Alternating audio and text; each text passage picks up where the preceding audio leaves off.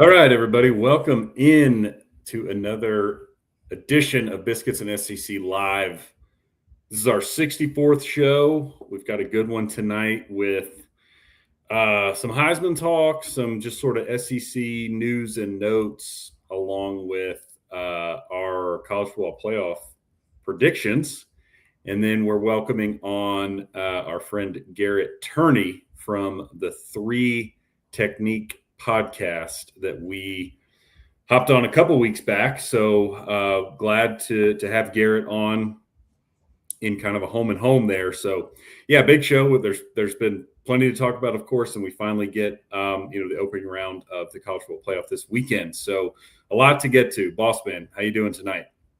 I'm doing great. I'm looking for. We got games again this weekend. We got the college football playoff coming up. So had a nice little lull there post-championship weekend, but now we got games going on and can't wait to get into them. There's a lot to talk about. A little bit of a scheduling programming note here. We got the portal right there. You can see it with the fire. We'll talk portal a little bit, but we decided that we want to do our picks tonight. So normally we do those on SEC After Dark. We will do those again on SEC After Dark tomorrow night, and we'll talk our other bowl games as well on that show. But tonight we wanted to run through. We'll give our whole college football playoff predictions, pick our teams and everything like that. So and put up the brackets. So that'll be a lot of fun. Looking forward to talking to Garrett, and should be a great show. Got a lot going on in the college football world. Yeah, there absolutely is. So I guess we can just hop right into it. Of course, we are brought to you as always by the Steer Agency. So appreciate those guys for supporting the show, what we do here. And I think we can start out with the Heisman. It's kind of interesting. We don't need to go on a diatribe. This is probably more of a off-season show topic, but I used to love the Heisman when I was a kid. I mean, my gosh, it would like dominate my brain space for months at a time. I watched the entire presentation, et cetera. And I don't know if I'm just old, but that's definitely not the case anymore for me, at least. It doesn't feel like it's nearly as big of a deal maybe in the last few years. And I didn't even really watch, I didn't watch any of the presentation this year, but Fernando Mendoza wins. I think a worthy Heisman winner. Seems like a wonderful dude, great young man, teammate, etc. Had a great speech about his mom. And then Diego Pavia kind of crashed out after the fact. So I don't know. What do you think about the Heisman? I feel like we can't go without talking about it at all, but it definitely feels, less like it's lost some luster over the years, and that could be a me problem. I watched a little bit of the ceremony, and I think it's really cool to see a lot of the old Heisman guys that are back there that come back for the ceremony. I'm looking forward to years in the future. Cam Newton doesn't come around to the Heisman ceremony very often, but having him, I think Johnny Manziel was the last one because he was 2012, and he was the last one on the stage last night. Some of the others are still in the NFL, Marcus Mariota, Jameis Winston, et cetera. So I'm looking forward to when Cam Newton is standing side by side with Johnny Manziel and Money Manziel doing this, and Cam Newton with, looking like Willy Wonka up there on the stage. Yeah. That'll be TV. For me, that's must-see TV. But, aside from that, I watched probably half of the Heisman ceremony, and first of all, congratulations to Fernando Mendoza. Like you said, I think a worthy Heisman winner. For my money, it was Diego Pavia. If I had a Heisman vote, I would have voted for Diego Pavia just based on what he's done for Vanderbilt. If we're talking about an MVP, that team is not 10-2 without Diego Pavia. So I think he was the most valuable player in college football this season. But Fernando Mendoza had a great season. It's hard to argue with everything that they did at Indiana, going 13-0, beating Ohio State, like running the table in the Big Ten and being the only undefeated team going into the college football playoff. And you're the quarterback of that team. Like, his stats are great. Like, he's a worthy Heisman winner. So congrats to Fernando Mendoza. The crash out with Diego Pavia was kind of interesting. I mean, honestly, not that surprising, truthfully. Like, he's a brash guy and he wants to win. And to some, a lot of people were angry about it, and I didn't come away angry about it. I think that yeah, saying F you to the people who voted when a lot of people did vote for you, you came in second, isn't a great look. But at the end of the day, I kind of love his competitive fire. There's not a lot of people saying that, but like the kid wants to win and he's a winner. And all he's done at Vanderbilt is win and elevate that program. And he doesn't like to lose. And frankly, like in a quarterback, that's something I want. I kind of want that chip on your shoulder. I want that mentality of, hey, F all of you, like screw you. I want to win no matter what. And so I took a little bit of an opposite approach to it. There were some who, were against it. Like I'll put this graphic up here. This was from Chase Goodbread, who writes, I think he writes for AL.com maybe, or Tuscaloosa News, one of them. Yeah. But this was his quote. He said, had this been the 19-year-old Johnny Manziel, a Pavia confident, by the way, and F all the voters post on social media would have at least been less surprising, if no less classless. But after 6 years in college, you'd think Pavia would have signed up for at least one course in humility by now. So I saw some Vanderbilt fans who they did chuckle about that and just say, oh, all I had to do was see that was from the Tuscaloosa News and know that this was going to be a negative Pavia comment. But, again, he shouldn't have done it. What he said was wrong. It was over the top. He did issue an apology about it. But again, I took the kind of a little bit of an opposite approach. I want that out of my quarterback. If that's my guy, if I'm a Vanderbilt fan, I'm like, yeah, screw them all. That's fair. And that is definitely a contrarian view. I hadn't really heard that. I think for me, this was a bridge too far because, I heard a good rant on this by Chris Marlar, who works down at 1045 in Baton Rouge, and is Vern Funquist on Twitter. He was on with SEC Mike, and he brought up a lot of good points. And so, some of this is stealing from him, so I wanted to give him some credit. But basically, like, regardless of whether, it was warranted or that's just who Diego Pavia is, it's a shame that is kind of going to be the last taste in a lot of people's mouths about him, because his story, the fact that he was in New York and finished second in the Heisman, should be and has been, for his time at Vanderbilt, like front page news. But like, let's go back, man. No offers out of high school, goes to JUCO for 2 years, wins a national championship, has one Division I offer after the JUCO national championship, goes to New Mexico State for 2 years, wins 10 games in a second year at New Mexico State, goes to Vanderbilt, elevates them, beats Alabama, and then wins 10 games his second season and is in New York for the Heisman Trophy. Like, what a incredible college football story and testament to him for, never giving up, believing in himself, and working his butt off to get up there. And I would have just preferred, a little humility. I think there's definitely something to his competitive fire. And I think there's also something to, and he said this, Pavia, that, his brashness, his confidence is something that he has needed in his career because nobody else was in his corner. And then, in his time at Vandy, and I'm sure at New Mexico State or whatever, but something that the program needed because they needed to believe and nobody did. And so his overconfidence, sort of rallied the troops from that standpoint. And I get that, but this is the Heisman Trophy. This is not Saturday game day. You're not talking to your boys, and I think, especially when it comes to the Heisman, it is a very, sacred award, right? And there's a level of decorum that most people operate under, whether they win or, are just a finalist. And I think he probably could have handled it better. The F Indiana sign at the club, again, just not necessary. Like, dude, I have no problem with him going and partying at the club. I mean, more power to you. If that's what you want to do, you're in New York, you made a boatload of money, you're rich, like, go party. That's fine. But come on. I mean, I thought it was too much, given the circumstances. And again, given kind of, not that Diego Pavia, I think, cares at all what people think about him. That's clear. But just,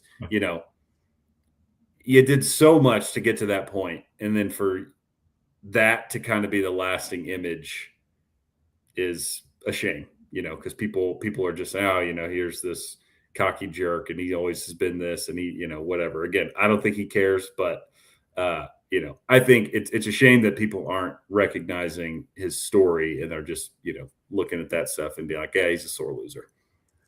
Yeah, I think that's totally fair.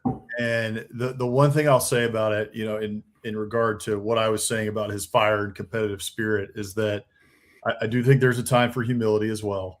But it's often said that your greatest strength can also be your Achilles heel, right?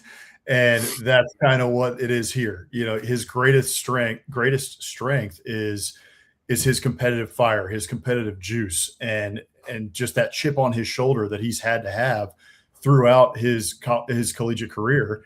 And we saw the Achilles heel piece of it when post Heisman ceremony, when you see the FU and the F Indiana and all that stuff, that now does leave a bad taste in many people's mouths. So I totally get that. But anyway, I think we can get on to it. You want to start with where do we want to go? Do we want to go to the portal here?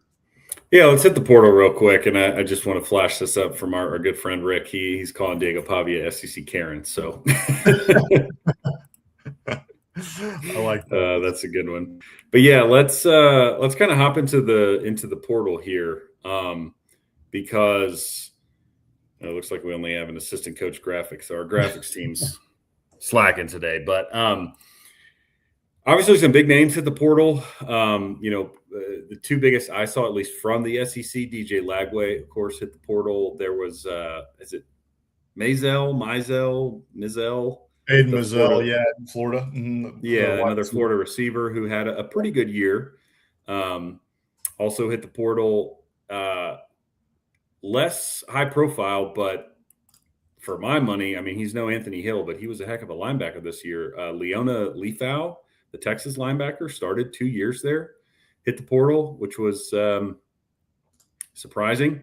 Yeah. And then, outside the SEC, Dylan Raiola made some waves, obviously hitting the portal. We got the North Texas quarterback, Mestamaker, hitting the portal. So obviously a lot of action on that. And on the flip side, we're seeing now announcements from schools that are re-signing players, which is just, I get it, but I hate it. I mean, good grief. We're posting graphics about re-signing guys. It's a sad state of affairs. But anyway, what are your thoughts on the initial kind of portal? I guess technically no one's entered yet because the window hasn't opened, but people are announcing their intent to hit the portal. What are your thoughts there?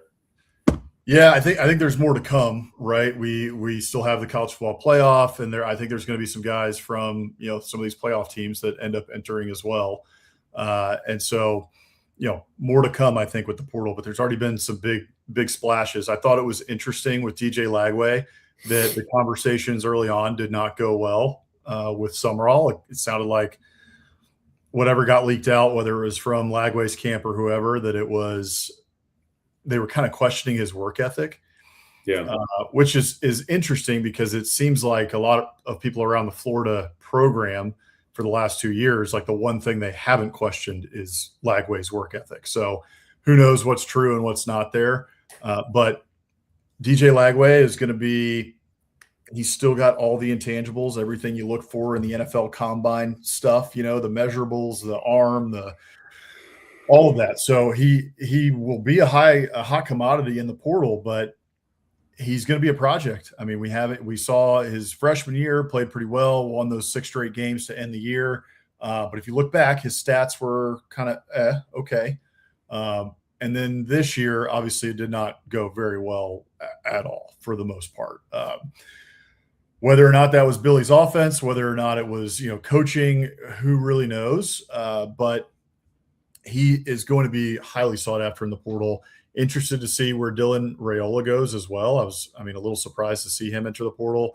Although, if you look back at his recruitment, he committed, uncommitted, recommitted, all this sort of stuff. So I guess from that perspective, not too surprising either. And just the age of college football we're in, whoever team that you root for, brace for impact. Yeah, I mean, on the Rayola front, I know I did see that his dad was fired as the O-line coach. I think that was actually after maybe he announced. I don't remember the timeline, but that could have had something to do with it. Yeah.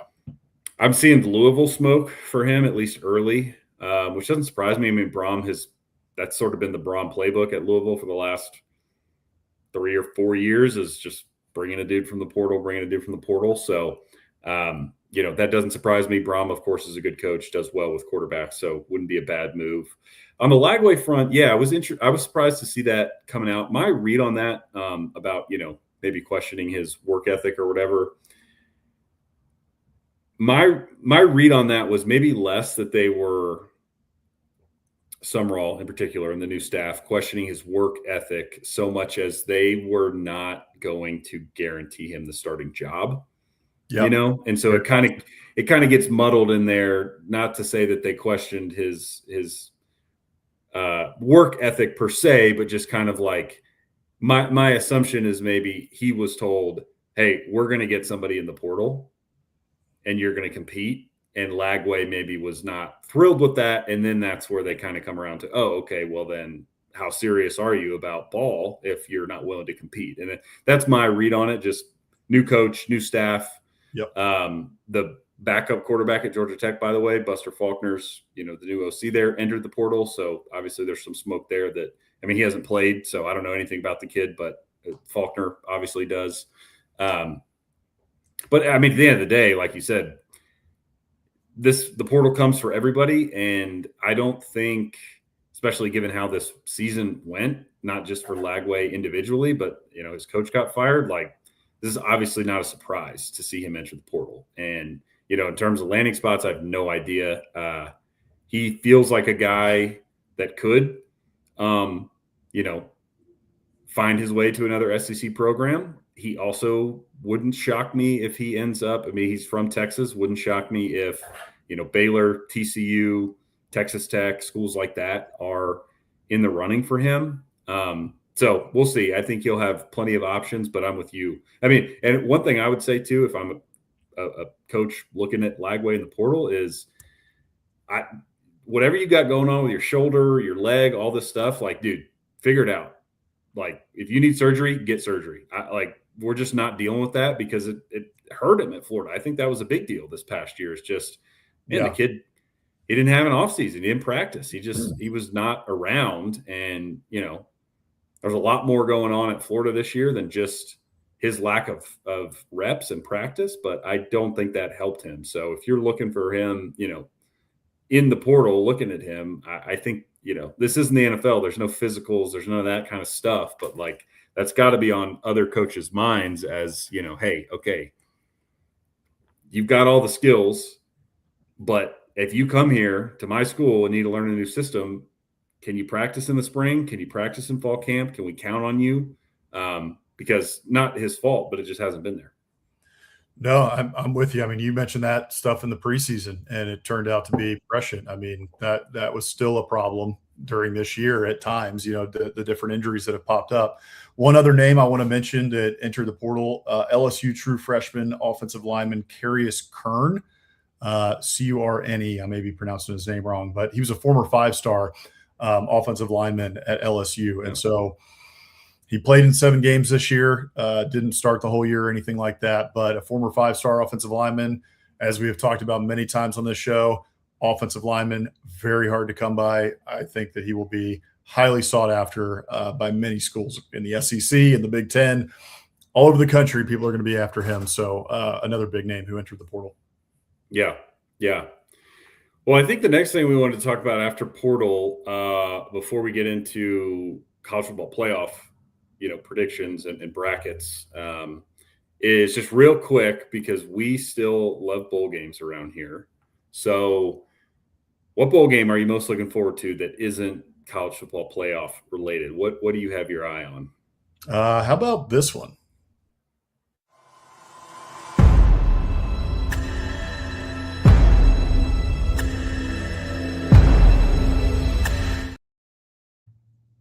I'm never gonna not play that meme. If I have a chance to play that meme, I'm playing that meme. So I'm looking forward to the Pop-Tarts Bowl. Not only the spectacle, I love the spectacle of the Pop-Tarts Bowl. I think it's a lot of fun. But you also have two really solid teams that are going to be playing this one: BYU, Georgia Tech, going up against each other. Kalani Sitake. I want to see if Georgia Tech can overtake BYU, who only has 2 losses this year, both of them to a top 5 team in Texas Tech. So. And Haynes King, being an Aggie, I still root for Haynes King. I love Haynes King. He's a gamer. He's got grit. All that kid does is win. And so I want to see if he's got one more in him and if he can get a big win over BYU. Yeah, no, that's a good one. That's the one I had highlighted too. That's what I was most looking forward to. So I'll pivot here. And I don't have a cool graphic for this because I have no idea what this sponsor is or what they do, but the ReliaQuest Bowl between Iowa and Vandy. So obviously we just talked a lot about Pavia. It's his final college game. I can't wait to see that. Excited to see what he does there. And then at the same token, Iowa gets a lot of hate for their offense. Personally, although I don't watch a ton of Iowa football just because they don't play a ton of, big games, let's say. I love what Kirk Ferentz does there. Yeah. Just hard-nosed, old-school football. And, this year the quarterback Gronowski is beloved there. Everybody, loves him. And you look at his stats, and he runs the ball extremely well. He doesn't really throw the ball much at all, which is awesome. Yep. They're running like a triple option of sorts in Iowa City this year, so that should be fun because both of those teams. We talk a lot now with the playoff and opt-outs and stuff about who cares, who wants to be in this bowl game. I know for a fact Vandy wants to be there. They don't have any opt-outs. They're going for 11 wins, which has to be the most of all time in Vanderbilt history. Mm-hmm. And then Iowa, you just know they're going to care. Those guys, like Kirk Ferentz, is not going to let his team come into that game sleepwalking. So I'm really excited to see that game. So yeah, ReliaQuest Bowl, number 23 Iowa, number 14 Vandy. Yeah, that one is going to be a fun game. And by the way, everybody says bowls don't matter. Nobody cares about bowls anymore. I completely disagree. As a college football fan, traditionalist, I love the bowl system. I'm still excited for a bunch of these bowls outside of the college football playoff. I will certainly be tuning into plenty of them. So I'm sure that most of the folks who watch our show are of the same mind with that as well. More football is always better, unless it's like the UFL, and then, okay, maybe I'm out. But, for the most part, more football, always better, especially college football. Yep. And one honorable mention, bowl game I am looking forward to, Tennessee, Illinois, just because it's a Big Ten SEC matchup. And I don't think you can get Heupel as worked up as Shane Beamer was last year, but I'm hoping Brett Bielema can get Josh Heupel to try and swing on him at midfield like Shane Beamer was trying to do last year when he had to get pulled away by his assistants and players and all that. I don't even remember what the issue was. I will never forget Shane Beamer screaming and running around the field as Bielema kind of laughs and chuckles to himself over there. So I'm hoping we see something like that. But I am excited for an SEC Big Ten matchup there, of course. Well, let's go ahead. We've got our guest picker, our guest analyst in here. So we'll bring on our friend Garrett from the 3 Technique Pod. So let's make sure he's on. Yeah, there we go. So you can find those guys all over social media at the 3 Tech Pod. There he is. Got him on the screen now. See that below. Yeah, at 3 Tech Pod. We went on their show a couple weeks ago now. I think leading up to the A&M Texas game, unfortunately. And so, we're all Aggies. Garrett is a fellow Aggie, so we're excited to have him on. If you all haven't checked out the 3 Technique Pod, highly recommend it. I know they're on obviously all the socials, but Spotify, YouTube, of course, as well. And they do a great job talking ball. So Garrett, welcome on, man. Thanks for joining us. Boys, great to be on. Excited to kind of finish out this home and home, right? Y'all on our pod, then me coming over here to, go on the road for a second. That's going to be kind of nice. And as fun as that was when we did it last, I guess, gosh, it's a couple weeks ago now. As fun as that was, it almost made up for the Texas loss, right? It almost made up for that whole week. And, we get this fun kind of appearance, and that's good. Hopefully we won't be saying similar things at the end of this weekend is all I got to say. Hopefully we're not saying, well, the podcast was fun. So yeah, at least we got that going on. So just excited to be on and, chat a little bit of playoffs with y'all. Yeah, man, we're glad to have you. And I do remember Mitch on our show, with you guys just talking about the Aggies win if and the Aggies lose if. And as the game was playing out, Texas versus Texas A&M, I just kept repeating some of the things that were being said on if the Aggies lose. We had the lose if scenario starting to rumble a little bit. And, that's the thing about it. And I said this to several people in the days after is, being a fan of A&M as long as I have, I've seen it all. Nothing can shock me at this point. So, when we're coming into this playoff game now, I'm excited. I'm thrilled. And I'm not going to do the whole battered Aggie syndrome thing. But there's a part of me that knows that my team could either win or lose by 40. Just understanding full well that, this team has anything possible in them. Truly anything could happen at this point. So, just really excited. Also, a quick little possible apology to anybody on this. My wife's taking care of the bedtime routine for our daughter just outside the door. So if you hear, the cries of a child, it's okay. Everything's fine and kosher over here. We're all good. Just a little bit of bedtime stuff. If you got kids, you understand. So. Got it. No 911 calls from our no need to call in on that. We're all, above board here at the 3 technique. Okay, we're all right. Good deal. Not to worry. Hank's dog Merle sometimes likes to make an appearance and bark and run around in his room every once in a while. So we're all good. No worries. I was going to say that's why I just hopped up, because he was at the door, scratching the door, trying to get inside. Isn't it just the worst? You're like, guys, come on. I'm trying to do a podcast here. Okay, we got viewers. We got subscribers. What are we doing? Man. Yeah. What's going on here? Trying to run a serious operation. Right. No, man. Well, hey, here's we'll show everybody here. This is the college football playoff field as everybody has seen before. But just a reminder here, James Madison and Oregon. And then Alabama, Oklahoma, that one's a rematch from earlier this year. Alabama lost to Oklahoma. Oklahoma went on the road in Tuscaloosa and got a 2-point win over the Tide. And then you got Tulane, Ole Miss. That one's also a rematch. Tulane absolutely smoked the Green Wave earlier this year in Oxford. So we'll see if they can do it twice. And then Miami and Texas A&M. And that, obviously for us, but I think for most people in the first round, that's probably – the matchup that most folks are really keyed in on because it's two power programs, SEC program versus a power in the ACC. And we've seen this one before. I mean, we've seen Miami has come to Kyle Field. A&M went down to Miami a couple of years ago, did a home and home. So these teams know each other pretty well.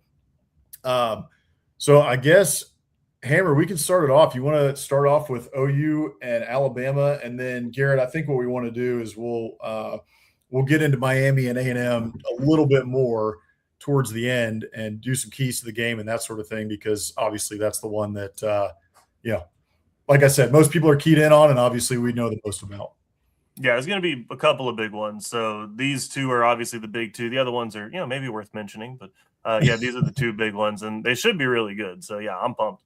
Mm-hmm. Yeah, no, they should. I mean, we'll start in Norman, and kind of do a sandwich with the big games on the bookends. But yeah, I'm fascinated to get your read on this one because I guess I'll go ahead and go with my lean here. But that the game in Tuscaloosa, and honestly for Oklahoma down the stretch, this was sort of par for the course. It felt like they got outplayed, but their defense forced a lot of turnovers, oftentimes scored points for them. And, they had a pick six in that game. They won the turnover battle 3-0. I think they got outgained, almost double by Alabama. And so talk me off of the, ledge, I guess, that Alabama's just going to go in there and win this game, because I feel kind of like what is it? Pinkman, Jesse Pinkman in Breaking Bad, where he's just like, he can't keep getting away with this. And I keep thinking that about Oklahoma, and that's no shade because they're a great team and they've earned the right to be here. They had a heck of a schedule, but can they keep scoring defensive touchdowns and kind of playing this field possession, special teams, defensive game when their offense is pretty much nowhere to be found down the stretch? It's an interesting talk, and it's funny that you say they can't keep getting away with this. We actually traded those quotes on our preview show. Trey actually brought that one up, saying, they can't keep getting away with this. My quote that I went with was, "How many times do we have to teach you this lesson, old man?" From right? And how many times does OU have to teach Alabama that you're not just going to come in here and push us around, right? Like they've got the 2-game winner streak. Like, when do we get to say, Kalen DeBoer has an Oklahoma problem? Like, when it's a weird one to say. It's not one that we typically would think about, but it's currently true. For me, this one's going to be difficult to break down because I think a lot of people would just look at this and say, yeah, Bama's probably the better team. And yeah, Oklahoma's not too flashy. And so we don't really think very much of the Sooners, but I called this upset the last time on our preview pod. I can read a couple of things from my notes. I actually copy pasted my notes into our preview doc from this week. I wrote down, if there's one glaring weakness here, it's that the Alabama run game is not functional, right? Alabama only runs for, at that time, 111 per game, and OU only allowed 82. Alabama could carve them up through the pass. OU had been somewhat susceptible to the pass, but obviously we saw that didn't really happen. Like, there were yards, but they just didn't convert those in any points. And OU's defense is tied for 4th in sacks, and currently I think they're tied for number 1 in sacks at this moment. So, look, it's a really, really good pass rush team from Oklahoma. It's a really, really good defense that I think is going to be able to clamp down. For me, my big wonder is, so what changed from when we saw it last time? Oklahoma's at home. John Mateer's probably healthier at this point, possibly playing better. I know that he threw some picks against LSU, but he also threw for over 300 yards. So got to give him, some flowers along with some of the criticism there. And it looks like, as far as everything I've been able to see, I've got the injury report pulled up right here. R. Mason Thomas not on the injury report right now for Oklahoma. That's their best pass rusher. It's the best player on their defense. And if he's back in that lineup, if the rumors about Ty Simpson and his back injury possibly are true or to be believed, you're telling me that a slightly less healthy Ty Simpson against a more potent Oklahoma pass rush at home at night? Oh, man, I don't know that I can – I'm trying to talk you off the ledge about Alabama, but I don't know that I can really make the case for Bama in this one just from what we've seen. And I think kind of the last big point that I'd make is Alabama hasn't really been a dominant team this year. Look at some of the final scores, look at some of the results from this year. I mean, they just squeaked it out against Missouri, right? They just squeaked it out against South Carolina. They just squeaked it out against Auburn. I get it. It's the Iron Bowl. I understand. But I think it's, with the exception of the Tennessee game, it's been a little while since they've put together a dominant performance in conference. I don't know that they're the same team that we're used to seeing. I think the logo is doing a lot of heavy lifting for them. If it was up to me, I'm going Boomer Sooner all the way here. I'm all in on Oklahoma to pull this one off at night and make it a three-peat over the Alabama Crimson Tide. Well, and it feels like teams that are doing this, right? Like Oklahoma kind of been ascending later in the year. They got back on that streak to win some games towards the end of the year. Alabama had those tough games, like you mentioned. They lose to Oklahoma. They get rocked by Georgia. The offensive line has had struggles, and like you said, that Oklahoma pass rush is mean, man. And Ty Simpson had a lot of struggles, recently. So how much can we really rely on that Alabama passing game that they were relying on earlier in the year? One other thing to mention, I'm pretty sure I read that LT Overton is going to be out for Alabama. So LT Overton, he's currently out on the injury report. Yeah. So him not being, on Aggie legend, LT Overton. Yeah. Definitely. What a signing class that was. Yeah. There's like one or two that ended up staying on campus for the whole time. But anyway, LT Overton not being on that defensive line for Alabama, I think is a big deal. He's one of their better pass rushers. And so, this one looks worrisome to me, especially the fact that you have to go to Norman in order to get a win. Yeah, for sure. I think, one more just note to add when you're thinking of really for either team, and this is not crazy analysis here, but I think it's especially important for these two. In the last game and a lot of games, since then or preceding that one for Oklahoma, their lack of sustained or consistent offense was clear, but they were able to hit a few big plays with mostly Satania. So, of course, if you're Alabama, you just have to prevent that, make them sustain drives. And then, similarly for Alabama, you talk correctly about the passing game trending downward. However, in a one-game sample size, right, you have a guy like Ryan Williams or Jeremy Bernard. Alabama has the weapons. And so if you're Oklahoma, I think, you look at this and say, all right, we probably can stop the run because they just can't run on anybody with maybe a lighter box. And let's try to dedicate some more guys on the back end, because in that first game, although you won, you did give up a lot through the air. So I think there's opportunities there for Alabama if, they could get guys in one-on-one and just pop some big plays. But I do think there's going to be, especially for the Tide, they will struggle to have prolonged sustained drives with the pass rush of Oklahoma and with the lack of run game, and then, kind of with the inconsistencies from Simpson. So I think for both of these teams offensively, they're both, there's not a great game plan, right, for hey, throw the big play, like, make the big throw downfield. But I think both offensive coordinators are probably secretly praying to whoever they pray to like, hey, can we please pop a couple 25 to 50-yard pass plays, because otherwise we're in trouble. Well, and let's be totally fair to Alabama too. Like, so many things had to go wrong for them to lose that game. Missed field goals and yelling at your long snapper and everything else, and interceptions, and I mean everything that could have gone wrong, it seems like went wrong. So there's a scenario, I think, where you can say, well, Alabama, as long as you just go out there, take care of the football, and stay within yourself, you should be able to cruise to a victory in this one. And I'm not entirely unsympathetic to that. For me, the question is, how much of that is a factor of, just like fluky luck, and how much of that is just a factor of that's what Oklahoma's defense does? Are they just that level disruptive that they have to force turnovers? They're going to force mistakes. Is that just part of what it is? I'm not so sure that that's not the answer, right? Is that that's just not what Oklahoma's defense is. And the other big thing, you kind of touched on it with the receiver play.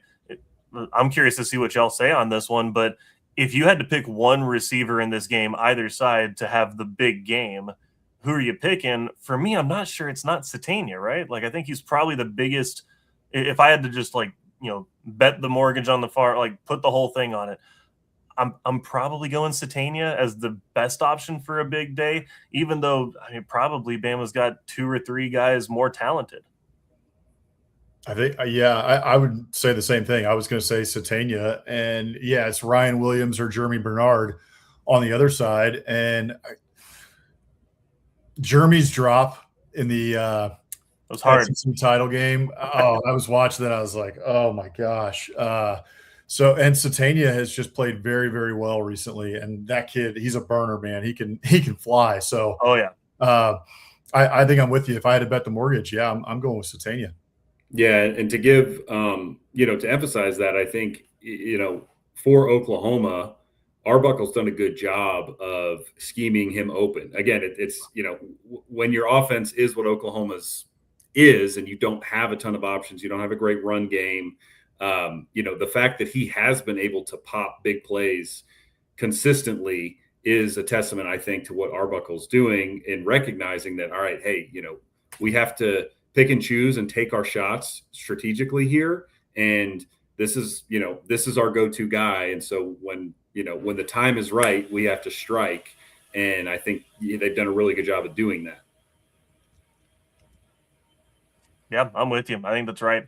Another thing, maybe, I don't know how much more y'all want on this one, but one more thing that I'm kind of watching in this one is, and this has more to do with maybe Oklahoma's ability to make a run, is when do we get John Mateer back, right? Like, I feel like we've been kind of waiting for him to return to form, get some time off, right? Much needed, gets that. But I kind of mentioned it. He threw for 318, which was actually his second highest total of the season. Last time he was out against LSU, yeah, he threw 3 picks. That's pretty ugly. You don't want to talk about that if you're an Oklahoma fan. But going before that, back to the injury, the last, I guess, high total that he had post-injury was 223 against Ole Miss.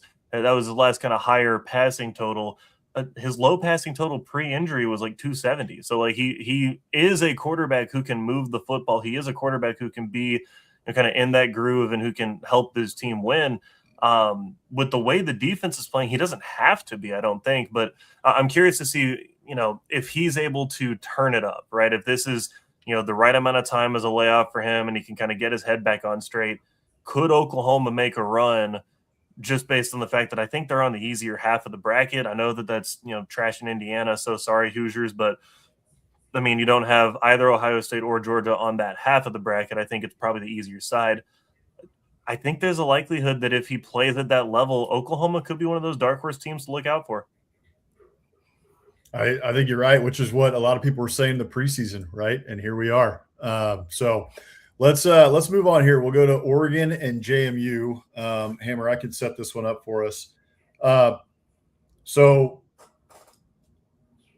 21.5 point favorite here for the Oregon Ducks, right? Most people think that, hey, congratulations, JMU, you got into the college football playoff, and now you're about to get, punched in the face. So we'll see how that goes. And the interesting thing to me is that Oregon has a very potent offense. Everybody knows that, right? They got a top 10 scoring offense in the country. They're very balanced as well. They average, I think it's like 230 rushing yards a game and about 240 passing yards a game. So balanced offense, very potent offense. Dante Moore at the helm does a very good job at quarterback. Potential Heisman candidate next year. I think he'll be at the forefront of the conversation going into the postseason or into the offseason. JMU, on the other hand, their defense is pretty solid. This is a good football team, right? Like, okay, at the G5 level, like if there was a G5 playoff, JMU is right at the top of teams that you're potentially picking to win it all. But this is not the G5 playoff. Now, on their defense, they have the number 1 defense in the Sun Belt. Number 1 rushing defense, number 1 passing defense as well. So kind of a defense versus offense, strength versus strength. Oregon strength, their offense, JMU strength, their defense. Does JMU have enough to slow them down? Can they, end up at least making it close, or can they potentially pull out a win here? Man, I don't look, I want to give him some credit. And I am, just to be clear, I am not the G5 hater for the playoff. That's just not me. I think that the goal for the playoff, and anybody who's watching, you can write this one down. The goal for the playoff is to get the best team in the field. You only need the field to be as large as that. It's not to find 12 teams that we all agree are the best, right? It's not that we get the most deserving in the resumes and all that. Just kind of make sure number 1's in the field. Example, if you want to see why that's a problem or why I might be saying that, go back to Florida State a few years ago and see why we weren't entirely sure that they weren't the best team. Or if you want to go look at their bowl game, Georgia might have been the best team that year anyways. But that's a whole side conversation for another thing. I am not the G5 hater. I love the fact that the G5 gets a look. I love the fact that 2 G5 teams made it over, just deciding to put Duke in there because we decided that they should be in there. That's fantastic, and I love it. With that said, I think that the path for any G5 team in the playoff to actually win is going to look something like this. And I'm going to copy paste this for Tulane, and I would have copy pasted it last year for Boise. You got to control the clock. You got to run the football effectively. You don't want to get into a shootout with teams that have just better athletes top to bottom than you are. That's just not the goal, right? Think about the way that teams have pulled these upsets in the past. We can go to one that's a little bit more personal, but when App State walked into Kyle Field, they didn't score a bunch of points. They didn't turn it up to the electric. They just ground the ball out. They controlled the clock. Time of possession was ridiculous, and they kept your offense off the field and out of a rhythm. So when you want to look at a path for victory, that's what you want to look at. That is predicated on the idea of physicality.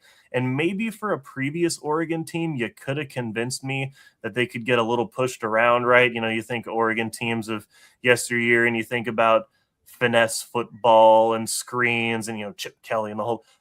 That's not what this Oregon team is. They're extremely physical. If you want an example, look back at the Iowa game when they were in the snow and the rain, and it was just miserable conditions. And they outrushed Iowa by like 200 yards, I think. It was some staggering total of how many yards they outrushed them for. It was an ugly game. They needed a field goal at the end to win, but they got physical. They got up in the trenches, and they won their point. If they can do that in better conditions, if they can do that while getting back Gary Bryant Jr., DeCorian Moore, our old friend Evan Stewart, all seems like they're healthy and going to play. I just don't see how James Madison sticks around in this one. And I'm not going to feel good story for them. I don't think any of their fans want a feel good story on that one. I think they want to win this football game. I don't think that they have it. I just don't. And if they're going to, it's going to be on QB run. Oregon can get in the numbers game by QB run. It's happened a few times this year. I guess if that's where you want to lean, you can lean that way. I don't see it. I just can't make the case. I think Oregon's one of my teams that I really like personally this, kind of postseason. I think they have a really good chance at making a run all the way to the title game. They're just playing really well. And even if you want to go on the Oregon being motivated for this game factor, think about the way that they went out last year in that first game that they played in the playoff and got punked from the word go. And the fact that the last that they were seen in the college football playoff was getting run off the field and embarrassed and just absolutely spanked by Ohio State. Do you think that they want to go through that again, or do you think they want to leave no doubt? Just a bad day to be one of the Dukes. I think it's going to be all Ducks in this one. So I'd probably pick Oregon to cover this number and maybe sit some starters in the second half. It hurts to say, but I think it could happen. Yeah. No, I think it could. And I'm glad you brought up your final point there, because I was just going to mention that too, that Dan Lanning, for my money, seems like a guy that, has the memory of an elephant and holds a grudge, whatever you want to say. And he is going to be reminding those guys all week about what happened last year. And to make it further, even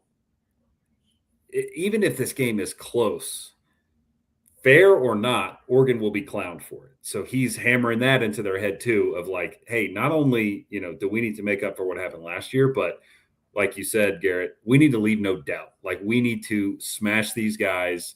I expect, our internally, they're saying we expect to have second string guys out in the second half. Whether it comes to fruition or not, we'll see. But I do think the mentality and the motivation for Oregon will obviously be there in spades. We'll move on real quick to the other G5 game as we, go a little shorter on these ones. Interesting one here, obviously, with all that's gone on in Oxford with the Lane Kiffin saga, and Pete Golding is now the head coach moving forward. He's making his head coaching debut in the college football playoff, which is completely bananas. And on the other sideline, John Summerall obviously has been named the coach at Florida, and so he's juggling two jobs. Seems like a masterclass on how to handle juggling two jobs, or how to leave one job for another. But curious, given this game was 45-10 back in September, if you think anything has changed here and Tulane will give Ole Miss a shot, or is, the Pete Golding era going to get off to a big start in Oxford? Yeah, it should probably go off without a hitch. I think this game is a little more intriguing than the game up in Oregon, just because of the Lane Kiffin saga, right? Is this team, and this is a question that I can't answer. I think I know the answer, but I can't honestly answer it. Does this team rally together and say, you know what, screw that guy, like, this is about us, he didn't do that, we did this? Or is this chip on the shoulder going to be just a massive distraction, and they're going to walk into that game worrying about the wrong person? It's possible, I guess. What happens if in that first series, with the new play caller and new people getting to know each other in that first series, right? They go out there and there's a fluky holding thing, and they get behind the sticks and they go 3 and out, and then Tulane comes down and scores on and puts them behind the 8 ball. Like, what happens in that scenario when everyone's got to look around and say, okay, hold on, maybe we got to take it a little bit more seriously? yeah, I don't know. Ole Miss has played down a couple times this season, right? The Washington State game was definitely a blemish on their record. Florida was way too close until the very end when they kind of pulled away. Kentucky was a close game as well. So they haven't exactly always come out strong.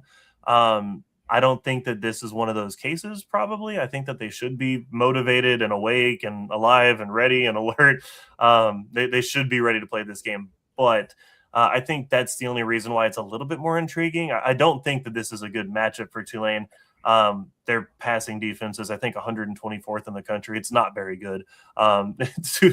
Tulane should not be able to stop Ole Miss's receivers probably all day. They should be able to move the ball at will. So, yeah, I'm not going to make an X's and O's case on this one. I'm going to have to make more of a Jimmy's and Joe's case where we say, hey, the guys are just not there mentally. I don't think that'll be the case. I think Pete Golding has them ready to go. So, yeah, I'll pick Ole Miss big in this one as well. I'd pick them to cover. You could have a similar situation where we got starters resting at the half just because they're up by so much.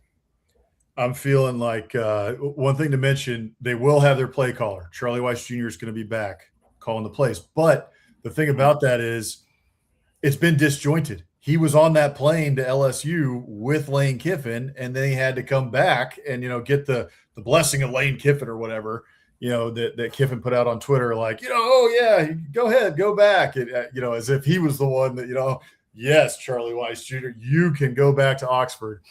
All that aside, Charlie Weiss Jr., will be back, but what does that look like? This coaching staff, this program, the whole thing has been in turmoil for weeks now. Can Pete Golding get that stuff back, channel that energy into getting a win against Tulane? And they want to make a run. They don't just want to beat Tulane. So kind of like a little bit similar to Oregon where, Ole Miss didn't make the play. They've been building to this year, right? It was supposed to be last year, but it ended up being this year. Building to this year to make a run in the playoff, not just a first-round game, nothing. So much like you were talking about with Oregon, they want to make a statement. I think Ole Miss wants to make a statement as well and try to get, starters resting and Trinidad Chambliss. I think Deshaun's dribbling, this is like a game where he's got 2 TDs, like a 50-yarder and like a 65-yarder, where Trinidad hits him across the middle and he just goes off, for a run like he did against Georgia. So that's kind of what I'm looking for in this game. I'm interested to see if Tulane can do much on offense. They were not able to do just about anything on offense in that first game, scored just 10 points. But Jake Retzlaff is a good quarterback, and it's tougher to beat a team the second time around. So I think Tulane will have a bit better game plan, but I still think Ole Miss is the better team in this game. Yeah, they're the better team, and they should win. It's going to have to be something fluky. And that's kind of going to be the story for the G5 teams, right? Like one of the G5 teams is going to beat someone in a playoff eventually. Like it's going to happen.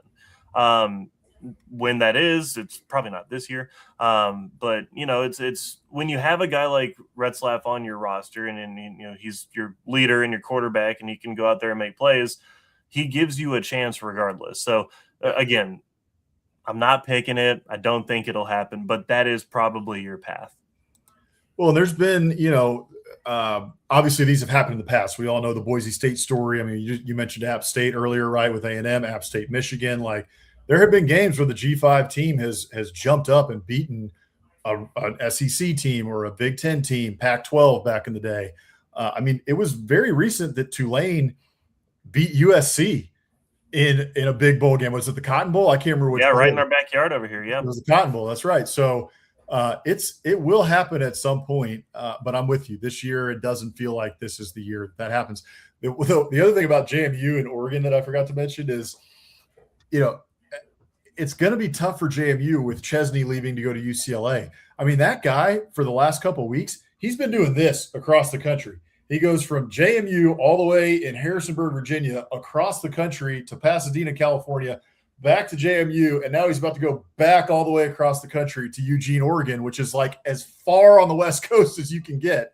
So he's racking up the frequent flyer miles. He's no doubt getting his rewards. He'll be able to fly for free for the rest of his life at some point. It's truly incredible. I hope that, before he goes to UCLA, maybe he can do a little bit of recruiting from like Cancun or takes a nice vacation on those points because, yeah, he's racking them up.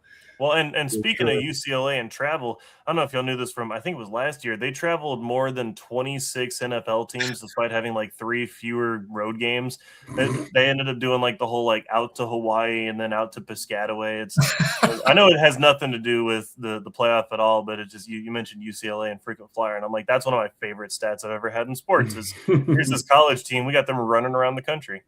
That is an off-season conversation that we would love. That could be an extravaganza show where we just talk about how stupid the makeup of these conferences is right now. I mean, my favorite is the Tuesday night baseball games cross country. It's ridiculous. It's just insanity. At some point it's got to change. The fact that we have these West Coast teams having to travel, it's nuts. I would never commit to a school just because of that. Like on that fact alone, I would not go to Oregon, UCLA, or USC because I'm going to be traveling all over the country. It's nuts. Or Cal or Stanford. I mean, they're ACC power. Even worse. Yeah, it's atrocious. It's just not good. No kidding. All right, let's move over to Miami and A&M. Hammer, you want to set us up here? I want to get some keys to the game. Yeah, I'll try not to be too long-winded because I want Garrett, I want you to get your piece in here. But obviously, beside myself with excitement for this game. Alex Bossman is going to the game. I'm extremely jealous of that. But, I almost just we were talking about this game earlier, and I almost was just kind of going off of vibes, like statistical profiles aside, it makes me nervous to say it, but I like the vibes of A&M going into this game. Of course, it'll be a home game, biggest game maybe ever, probably with the exception of the bonfire game, hosting a college football playoff game in Kyle Field. And then I'm going to try to turn this into a positive because it broke my heart, but I almost like that A&M, went into Austin with so much on the line and kind of got embarrassed, didn't even really, in the second half, keep it that close, and lost out on the SEC title, lost out on the bye week possibility in the playoff, and then kind of got cast aside, right? We're splitting hairs, but I think they have an argument to be a lot higher than 7. They get kind of cast aside. They immediately become the lowest ranked one-loss team. They, sort of get forgotten about, and they've had a couple weeks to stew on it. And, listening to some of the press conferences from Trey Zune and Ruben Owens, again, makes me nervous, but I kind of love how confident they are. So what are your thoughts going into this game? I'm excited to hear what you have to say because I want all the angles. Oh boy, I could talk this game for way, way, way too long. So we'll try to cut it off at a reasonable time. But this one first off has me thrilled because as I've mentioned in the past, I used to watch my team, run by Dennis Franchione. I used to watch him run speed option to the short side of the field with the power back. Loved Jaworski Lane, just it wasn't his game. I have no idea. I have no idea who I am at this point, getting to watch my team in the college football playoff. It's incredible. So thrilled about it just from a fan perspective, right? Putting the fan aside for just a minute. I was talking with the guy at work today. I work with the guy who's a Miami guy, and he, talks about the podcast a bunch. And so, we want to talk about college football. And he was like, man, so you're trying to be unbiased. Do you really think the Aggies have a chance? I'm like, have a chance? Well, hold on, time out a second. Just a couple weeks ago, before a 10-point loss on the road in a hostile environment in a rivalry game, first off. Before that, the conversation was about which of these 3 teams is the best in the country between A&M, Indiana, and Ohio State. That's where we were. So I don't know what happened. I don't know why, that just got thrown aside. I know that numbers and, resumes and strength of schedules and everything else. And, you can draw a little yellow line on the graphic and laugh at who you played in the SEC. This is still a very good football team. And so, for me, when I break this one down, I kind of look at both sides of the ball in terms of matchups. So starting on what most have focused on in the previews I've seen, on the A&M offensive side, the entire game plan is just going to be, it's got to be, how do you not let their edge rushers dominate the game, right? How you just not let that get to you, keep Marcel Reed within himself, don't make mistakes. Their secondary is not very good, right? Miami's secondary is not particularly good. They missed some tackles. The yards after catch numbers aren't great for them. That's entirely what A&M feasts on. And you got, healthy KC Concepcion and Craver. You got, hopefully, Ashton Bethel Roman's a little bit healthy. I saw him run around with some tape on his ankles. Hopefully he's healthy. If not, you got guys behind him, and little, injury bug on all of that is Le'Veon Moss is hopefully going to be back to full strength and ready to go. I'd imagine he's going to get some touches, maybe limited work, right? Maybe you ease him back in, give him 10 to 15 carries, but in any capacity, if he's touching the football, you're a better football team on A&M side. So whereas I don't think that you're going to dominate the whole day, I don't think it's going to be one of those like, oh my gosh, A&M only gave up 2 pressures. I can't imagine that being the case. I think a lot of the scheme is going to be quick stuff, getting it out wide and trying to make stuff happen in space, right? I think that's got to be the game plan if you're A&M. I think a lot more questions have to be asked on the Miami side in terms of what their offense brings to the table, because Carson Beck is about 150 yards better than Marcel Reed on the year. They got the exact same touchdowns and interceptions. And Marcel Reed is a much bigger threat to run. By the way, that's the big issue for A&M on defense, is those quarterbacks who can run. I could show you one Taylon Green and, one Lenora Sellers, and we could start talking about how that's been the kind of arrow to the Achilles for A&M for a little while. So you take that into account. You take into account, Malachi Tony's a fantastic receiver. What else do they really bring to the table offensively? Their receivers right behind him don't have his yardage combined, right? 2 and 3 don't have the same as Malachi Tony in terms of yardage. He's kind of their guy. If you're telling me that all I need to do is, bracket him or, throw a safety over, double, whatever we got to do to play some leverage and let the other guys beat us, I kind of like your odds if you're the A&M defense. And so I think this is a really good matchup both ways. I think this is going to be a pretty tight game. For me, a lot of what this just ends up coming down to is that difference, right? Is that I think A&M's offense has a lot less to answer for. They've only failed to reach 30 points twice this year. I think that it's extremely likely they find their way back to 30 points, especially in front of the 12th man, especially playing in front of your home crowd, and especially if this does turn into something where Miami struggles to start, right? Miami could struggle to start this game and struggle to get in a rhythm and struggle to establish what they need to. I don't think they're going to run the ball very well at all. One thing that I love about the numbers there is, we all know this, A&M's defense can get got on the ground at a couple times. They can give up the explosive.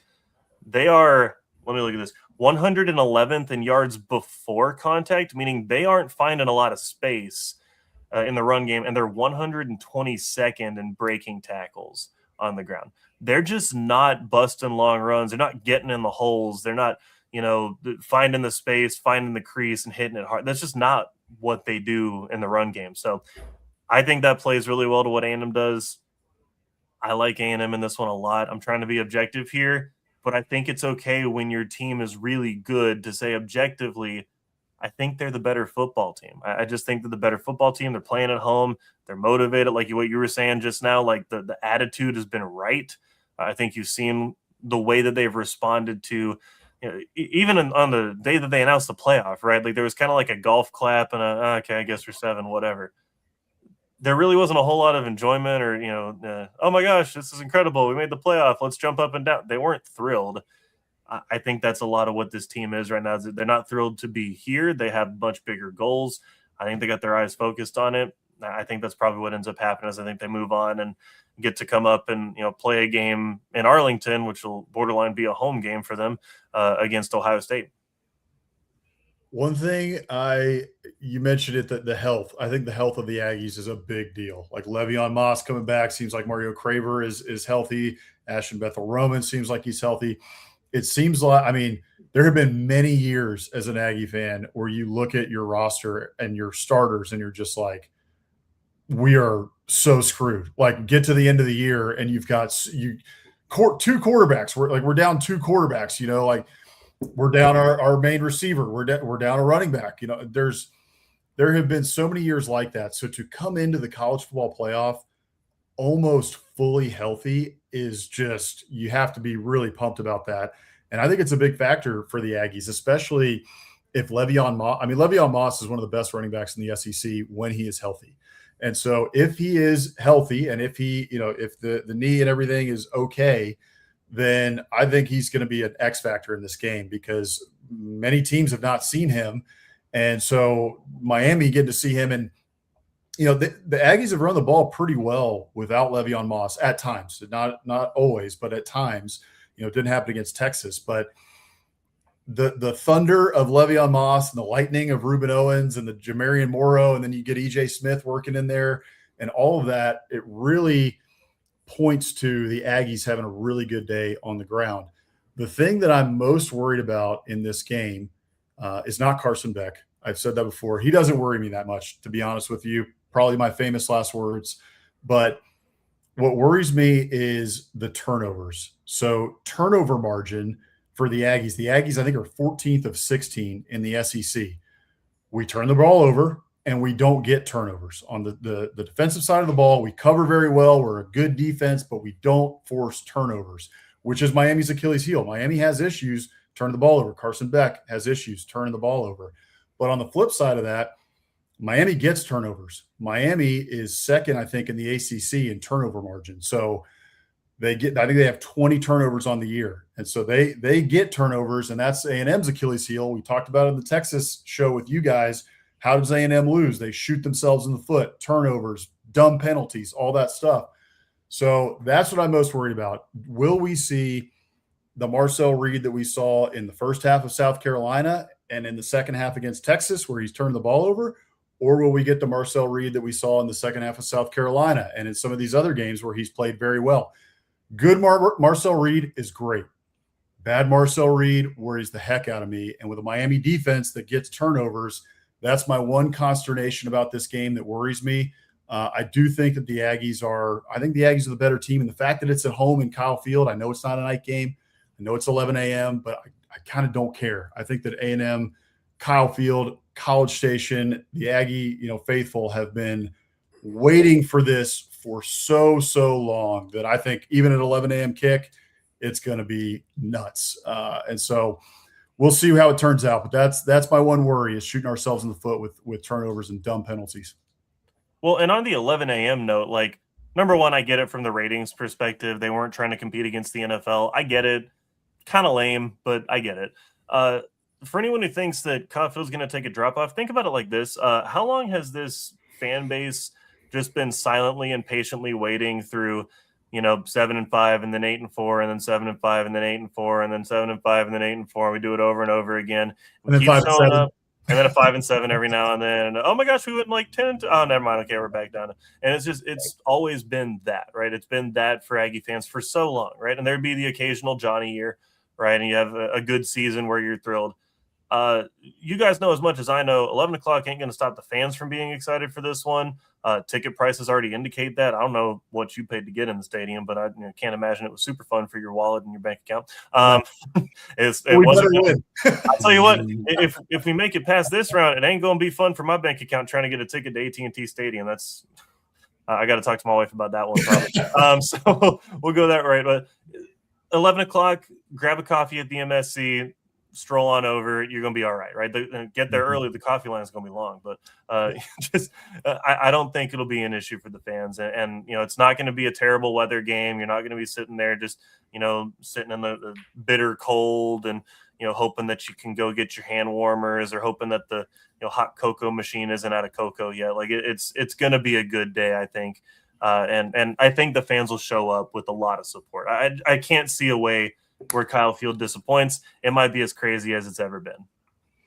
I think you're right. My plan is hitting Buc-ee's on the way. Come on now. So, Okay. I think Buc-ee's is always crazy, especially on the way from Austin to College Station and really on the way from anywhere to College Station. Sure. But it's going to be nuts. I think that the Buc-ee's is going to be overflowing, but still they get you in and out fast. Going to get my coffee, going to get some breakfast tacos. We'll be on our way, and we're planning to get there around 9:30 and hang out with some friends and get into the game. So it should be good. It should be a fun time on campus. I wish I could be down there, man. If I wasn't watching a couple things and taking care of a couple things up here at the house, man, I was already talking hey, because of course my co-host Trey, he's down there, so I'm sitting there thinking, okay, I'll go down there, might spend the night before with him and just kind of crash on his couch, and then we'll go hang out and tailgate the whole morning. And with game day and everything else, I mean, it's going to be a scene. It's going to be an absolute scene. And I'm just excited for it, man. And the thing for me is I realize, and I hope that a lot of Aggies can relate with this, right? So if Aggies are picking this up, let me know if you feel the same way. Every single part of my brain acknowledges that we could completely show up flat and just completely crash and burn, right? Like I acknowledge that Marcel could look the worst he's looked all year, and we could be sitting there wondering why this is happening to us. And man, that 3-week layoff really killed us. We were in such a rhythm. I can't believe it, right? We could be doing that, and we'd have to go back and say, okay, well, it's 11-1. We made the playoff. It's a good year. We'll build off of it. And that's all true, right? That is all true. There is that part in my brain, and no part of that is taking away the joy about this game and taking away the excitement about this game, because that's always a part of football. Your team has the ability now, Aggie fans, your team has the ability now to win a couple games in a row and win a trophy. And all they got to do is be good for a couple games. You just need 4 games of Marcel Reed looking as good as he ever has, right? That something clicked, and now he can play consistently, right? Not having those moments where it blows up, right? 2 picks in the second quarter against LSU, then he turns it around and looks amazing, right? And then, South Carolina looks like trash, looks like, the god of football in the second half. All he's got to do is find a way to put 4 quarters together for 4 games in a row, and you win a championship, right? And so Aggie fans, just like jump in on this one. It's going to be okay. You can totally, buy in on this. And if you get hurt, it's not the same old. If we lose this one, it's not battered Aggie syndrome. It's not whatever. It's just a loss to a very good Miami team, right? Like, Miami's a good team. Carson Beck is a good quarterback. I know that he's not always clutch, but he's a good quarterback, and he can play. I've seen him get in the flow state, right? Like, I think the best example of that was that Georgia Tech game when he was with the Dogs last year, where it didn't go well for a little while, and then he just, like, you can almost see, like, the zen fall over him, right? And you can see him start to kind of lock in and just, okay, I'm going to go like this. I'm going to feel it this way, feel it that way, float it, put touch on pass. He brought him all the way back and ended up winning that game in overtime. That was a lot of him just being that guy. And so he can do that. I think my big kind of final point on this is, if you're asking me why I don't think Miami pulls it off, on the road, Kyle Field, the whole thing, you're asking me to say that Mike Elko, who has only gotten the most out of his players, and Marcel Reed, who is steady even when he's making mistakes, just have to be more poised than Cristobal and Carson Beck. I'll take that. I'll take that every time. Mr. doesn't know how to kneel the ball down. Already lost that one to Georgia Tech. I will take that every single day of the week, twice on Sunday. Yeah, it'll be great. That's a good point. I should have thought about that, but like, it's been a long time where Aggies have not been able to really definitively say, we feel like we have the edge at head coach and across the staff. Yep. And I think for the most part this season, we've been able to say that you feel really good that Elko and the staff that he has put together is probably the better staff, the better coaching staff than the folks that they're going up against. So 100%. Sorry, go ahead. That was good. I'm loving it, man. It's just exciting for me, right? I think the only thing that I can keep focusing on is it's exciting. I think that this is a moment that a lot of us as Aggie fans have been waiting for, and I think just embrace it, lean into it. If Miami fans are picking this one up and saying that we sound like a bunch of homers, well, apologies. You're on a podcast that has the SEC logo. I mean, not the official SEC logo for y'all. Right. There's some coloring similar enough, and there's a little blue and yellow thing going on over here. It's a great logo. Don't get me wrong. But I think that there's just excitement for Aggies. I think that this is just a fun time. And I would hope that we wouldn't spend our entire time going, oh boy, but when Colin Klein leaves, how are we going to find out? Can Holman Wiggins really? Like, don't do that. Okay, don't do that right now. Right? You're 4 games away from a championship. We were feeling, pissed out about being left out back in 2020, and, Kellen Mond getting a chance to go in the little 4 team back in the COVID year. Don't do that right now, right? Just back your team, get excited, root for your team, and just go with that. It's just a fun time. Yeah. No, I love that. I love the message. I love, I think we're all on the same page of feeling good, but as you said, Miami's a good team, so they could definitely come in there and get the, I guess, slight upset at just 3.5-point dogs, but they could certainly win. Well, Garrett, thanks so much for your time. We'll get you out of here. We got one final question for you. We ask all of our guests this, but before we get you out of here, Biscuits and SEC, of course, so we have to ask you naturally. What is your favorite biscuit spot? I mean, it could be, honey butter chicken biscuit from Whataburger. Or I don't know if you got a local haunt that you like to go to, but what's your favorite biscuit place? It could be homemade too. Yeah, well, first off, my mama makes the best. So it's how it goes. First off, we're starting with Mom's Biscuits. That's fantastic.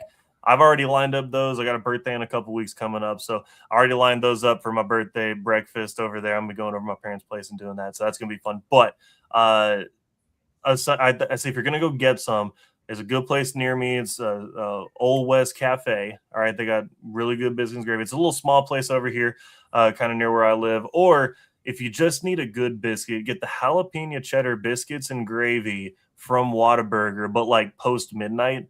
Right, we do our live streams on Saturday nights after games, and so we'll be going late into the night. And okay, let's talk about this game and this game. And so I got to do the editing after that. What's the best way to do that? You stay up late, you go get your biscuits and gravy. Make sure it's the jalapeno cheddar biscuit. Make sure you're locked in right there, and then maybe you get a coffee, stay up till 3 o'clock in the morning editing. It's fine. It's all good. Right. And you're a father. So it sounds like you have plenty of free time. I sleep a lot. My fingers were crossed. I guess. So, it's all good. Look, if I didn't love football, it wouldn't be worth it. But, I love ball, love talking ball with, obviously my co-hosts and our kind of broader community that we got and all the other awesome podcasts that are out and around. And so it's always fun to come on and do shows like this. It's always fun to get on and do live shows on, Saturday nights after games. We'll have a live show obviously after this first round of games. I think we're doing that Sunday afternoon because we got a couple of disparate locations. So if any of your followers or anybody who doesn't know about us wants to come hang out, you can come hang out sometime Sunday afternoon. And it's going to be at 3 Tech Pod on YouTube, X, Instagram, and just about everything that exists out there. Go at 3 Tech Pod, and we're going to be hanging out. We're going to keep doing this all postseason long. Love it. Well, yeah, man, I highly encourage everybody watching tonight to check out Garrett and his co-hosts on the 3 Tech Pod. They do a great job. We enjoy listening to what y'all have to say. And for any of our fans that are coming across this too, go ahead and subscribe to these guys. These guys are awesome. They do a great job. Love this show. Love what you guys are doing over here. It's always fun to get, around some other Aggies in this space. Not a whole lot of Aggies in the college football space. A lot of jokes at our expense. And yeah, we make it easy sometimes, but seriously guys, follow these guys. They're great. They do a good job covering it. It's a lot of fun. And, hope that we're able to kind of do this little home and home again sometime. Yeah, absolutely. Would love to, Garrett. Well, thanks a lot, man. And, gig 'em. We'll be anxiously watching on Saturday morning. But yeah, thanks again, man. We'll see you around I don't know. We'll see you soon. I'm sure, like you said, we'll do another home and home. So appreciate the time. Thanks a lot, Garrett. All right. Well, that was our good friend Garrett Turney from the 3 Tech Pod. Thanks again to him for joining. Let's go, I guess, kind of rapid fire here as we're giving some free football out. Free football per usual. Yeah, we kind of went through all this, so I don't think we need to break too much down. I'll just go through my college football playoff bracket for now, and then they're fairly similar, and then you can kind of go through yours as well. But not surprisingly, I've got the Aggies taking out Miami. I've got Ole Miss taking out Tulane, Alabama beating OU, and then Oregon beating JMU. I will say Garrett kind of definitely did talk me off the ledge, so now I'm sort of regretting my pick, but it's in the graphics, so we're rolling with the tide to get it done. In Norman, I do think their luck runs out there, though. I do have Indiana beating them in the quarters. I've got Oregon beating Texas Tech, Georgia beating Ole Miss again, and then the Aggies, big homer alert. I've got them upsetting Ohio State. That's I guess we're doing like an NCAA, bracket type of thing. It's like that's my big upset for sure of the CFP, and that's a little bit of maroon Kool-Aid there. But okay, before you move on to me, I want to hear why does Texas A&M beat Ohio State? What gets the Aggies over the top against the Buckeyes? I think I liked, and not to disparage anything that, Indiana has. They're the number 1 seed, undefeated for a reason. But when I saw that game, and I think I said this to you afterward, it reminded me of the kind of Ohio State or Ryan Day teams before they went on that run last year, meaning they just tighten up in big games. When somebody finally matched them, they folded. I mean, their field goal kicker missed a chip shot. I don't want to fault the play calling, but they put up 10 points. I mean, so for all the great receivers they have, Heisman finalist quarterback, I'm not taking anything away from them, but I think when you stand up to them, sometimes they can fold. And really the only time we didn't see that in the playoffs last year was, the Texas game. That game was close. They earned it, but everybody else, they kind of just blew out. And so if you can withstand the barrage that's waiting at any moment with a team like that, then I think they can be had. But obviously, I would imagine that game, A&M probably on a neutral is going to be at least 5.5, 6.5 point underdogs, so it wouldn't be outlandish, but it would be a fairly sizable upset. And that might even be generous to our Aggies, but that's my spiel. All right. I was just curious. Yeah. And then I do have Georgia taking out the Aggies, Indiana taking out Oregon, and then I've got Georgia winning it all. So okay. I like where they're at. I really like Gunnar Stockton. They've been there before. I mean, Kirby, I still think is the best coach in the game. So I think they can do it. But so that's my one more look at my predictions. We'll pop over to you here and let you walk through what you've got. So I'm going to pop this up real quick. So just to remind folks here, SEC playoff teams, this was from the preseason, what our picks were. Good pick by Boss Man there with LSU. 9-3, fired their coach. But Hammer went 3 for 3. We did not think that the SEC would get 4 teams in the playoff. 5. What's that? 5. No, I know, that's what I'm saying. We didn't think they would even get 4. Oh, right. And the SEC got 5. So we in the preseason were like, yeah, we think the SEC will just get 3 in, basically because we thought that, as is typical of the SEC, everybody just beats the heck out of each other. And that happened to some degree this year, but we ended up with a bunch of 10-2 teams that ended up making it. So anyway, credit to you, Hammer, for picking those 3 teams to make the college football playoff. And no credit goes to me for picking LSU, although they were a trendy preseason pick. Okay. I will say that. They were. All right. Here are my college football playoff predictions. I'm going with Oregon over JMU, obvious reasons. Oklahoma over Alabama. I just think that Alabama is kind of on a downward trajectory right now. And I think Oklahoma with that defense and Brent Venables at home in Norman at night. I like that pass rush of the Oklahoma Sooners, and I think they're going to get it done. Ole Miss, in my opinion, I think they get the win over Tulane. I think it's probably going to be closer than the first matchup. I think it's probably something like Ole Miss pulls away late. Probably something like a 41-24 type of game, if I had to guess. Miami and Texas A&M, I think the Aggies get the win in Kyle Field. I will be there. I'm excited. If they don't, you'll never hear from me again. But in the second round there, I also have the Aggies beating Ohio State. I'll drink the Kool-Aid with you. Okay, I'll go with it. I think the Aggies are on a mission right now. And my thing with Ohio State is that they ain't played nobody, Paul. Who? Come on. Let's go look at their schedule, right? Let's go through the schedule. And it really, except for the Texas game, Michigan, I guess, they haven't really been challenged. And when they got challenged against Indiana in the Big Ten title game. And like you said, they had some trouble. Indiana kind of punched them in the mouth. Indiana was able to hang around. Indiana gets the win. So I think they can get got. And I'm just going to cross my fingers, and I think the Aggies can get it done there in the second round.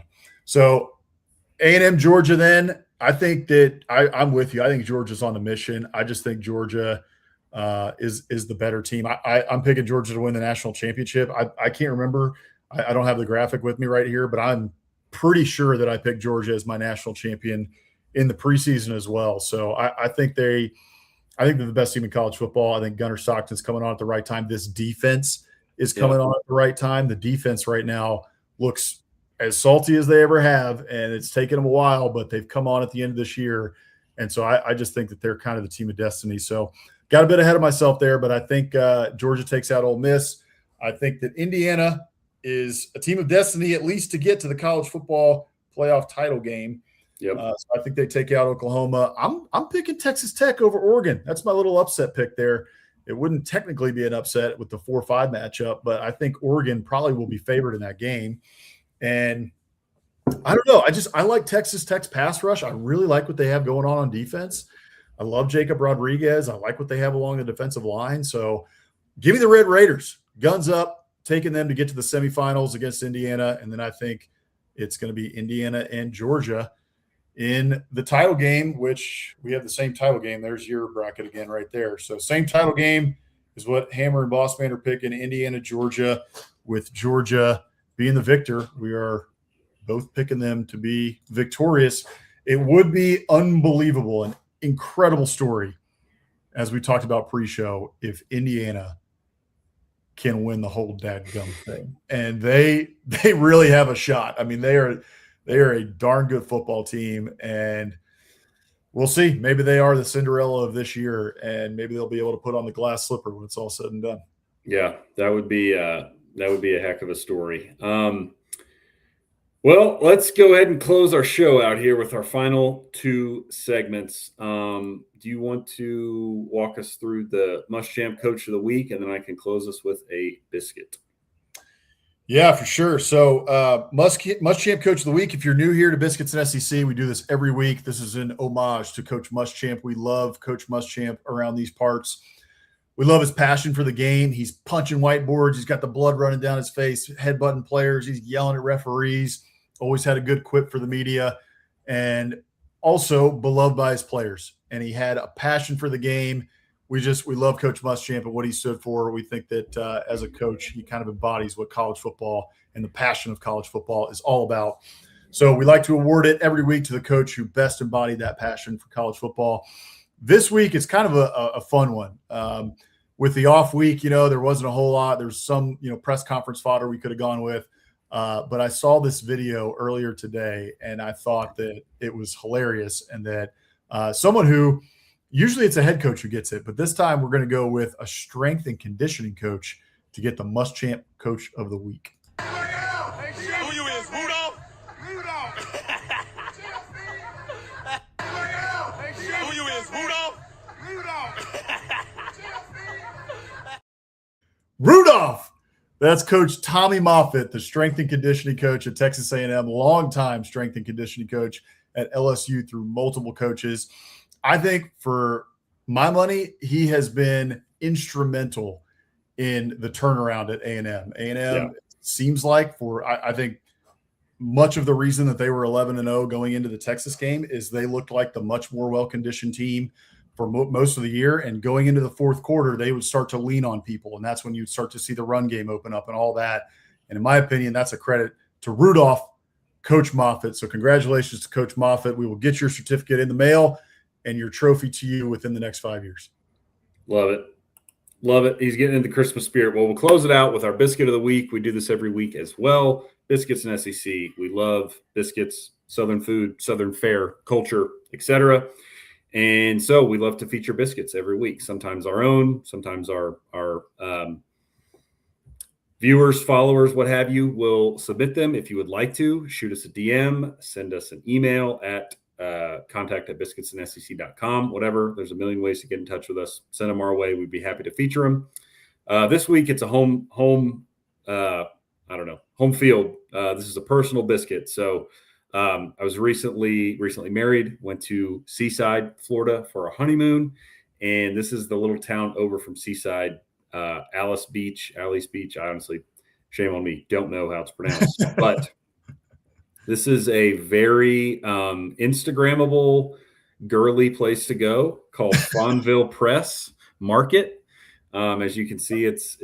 I didn't show a picture of the inside, but it's Instagrammable. I'll just say that. But they had a very good spicy chicken biscuit with like a cheddar biscuit and just a fried chicken spicy filet there.